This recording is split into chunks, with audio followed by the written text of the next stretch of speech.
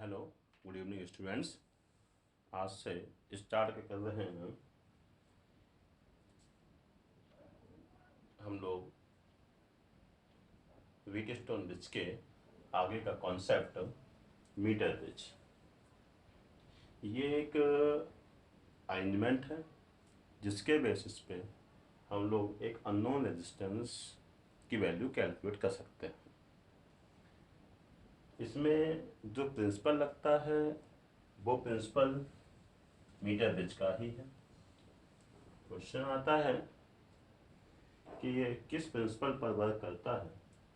Metre bridge based upon balance bridge condition of the Wheatstone bridge, that is P upon Q is equal to R upon S। इसमें होता क्या क्या है, इसमें 1 2 3 copper step होती हैं। ये और ये कॉपर स्टेप को एल शेप कॉपर स्टेप कहा जाता है क्योंकि ये इंग्लिश के अल्फाबेट एल के सिमिलर है। ये कॉपर स्टेप, इसको हम लोग सेंट्रल कॉपर स्टेप बोलते हैं। इन दो कॉपर स्टेप और इन दो कॉपर स्टेप के बीच में एक छोटे छोटे यहाँ पर गैप्स होते हैं। यहाँ पे इन दो पॉइंट्स के बीच में 1 मीटर का एक एलॉय वायर लिया जाता है। जनरली वो एलॉय वायर कॉन्स्टेंटन एलॉय का होता है।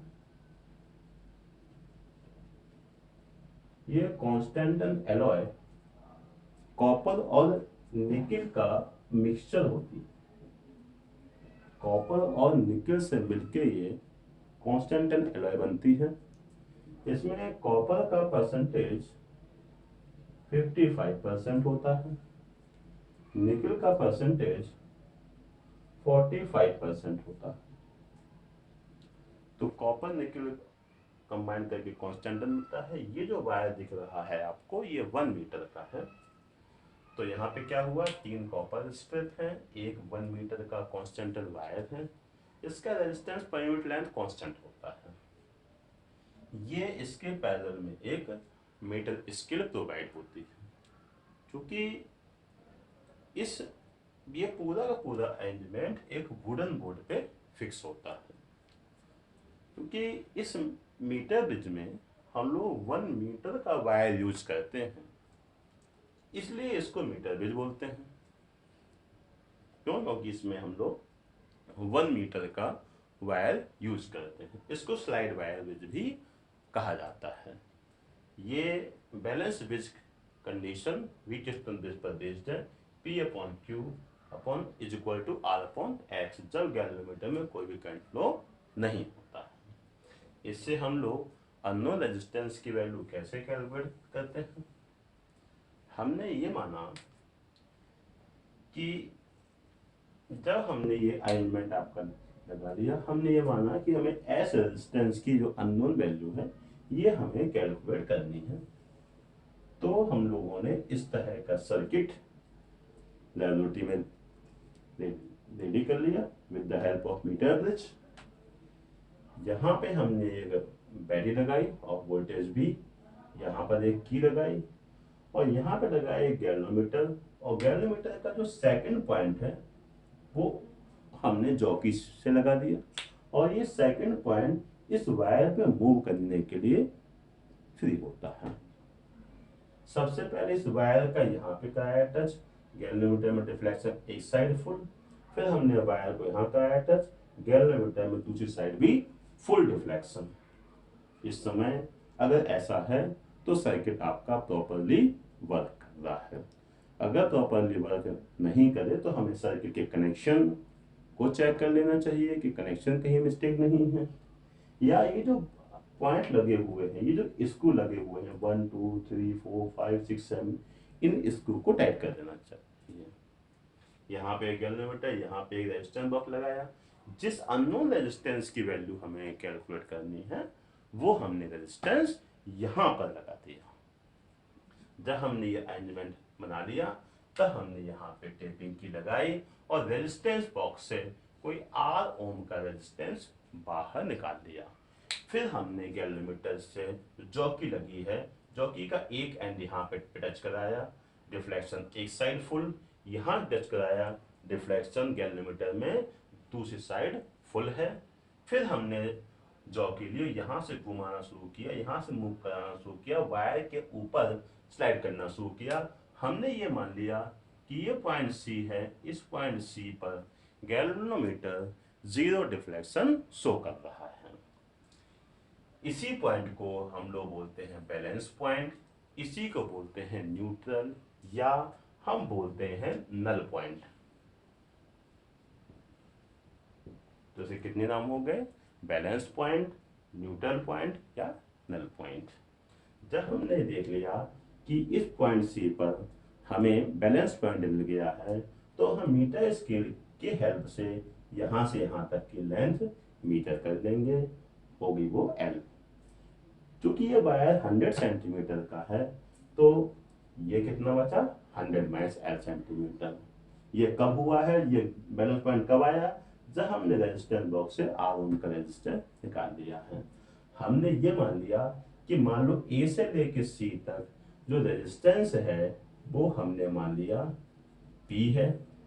ये जो वायर लगा है कॉन्स्टेंट, इसका रेजिस्टेंस हमने मान लिया A से C तक P है, और हमने B से C तक इसका रेजिस्टेंस मान लिया Q है। आप लोगों को इसके पहले आप लोग पढ़ चुके हैं, जब हम लोग रेजिस्टिविटी पढ़ रहे थे तब वहां पे आप लोगों ने पढ़ा था कि resistance directly proportional to length होता है।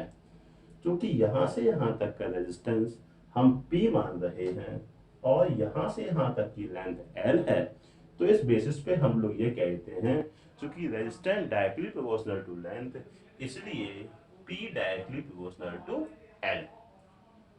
फिर हमने क्या किया? हमने ये मान लिया कि यहाँ से यहाँ तक का रेजिस्टेंस मान लिया Q है, तो यही फॉर्मूले से ये जो रेजिस्टेंस होगा वो इस लेंथ के डायरेक्टली प्रोपोर्शनल होगा, तो Q directly proportional to 100 minus L। ठीक है, तो यहां से हम लोग P अपॉन Q की वैल्यू कैलकुलेट कर सकते हैं।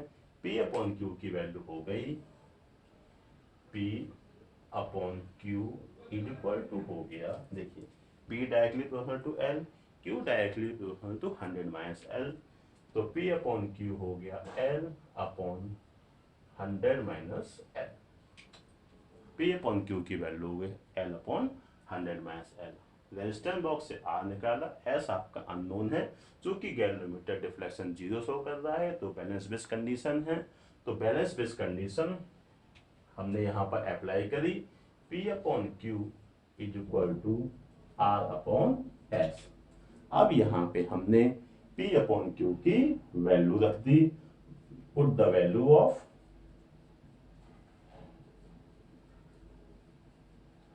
P upon Q।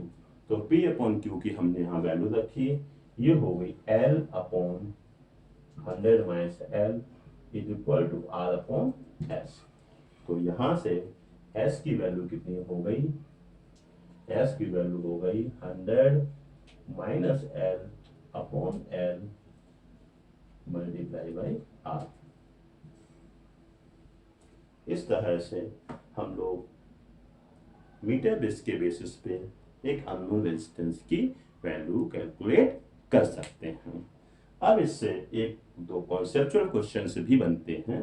पहला कॉन्सेप्चुअल क्वेश्चन ये बनता है कि यहाँ पे इतने थिक कॉपर स्ट्रिप की जरूरत क्यों है? क्योंकि ये गैल्वेनोमीटर, ये मीटर बेस जीरो डिफ्लेक्शन पर बेस्ड है। इस पूरे सर्किट में केवल 4 रेजिस्टेंस का काम है, P, Q, R, S।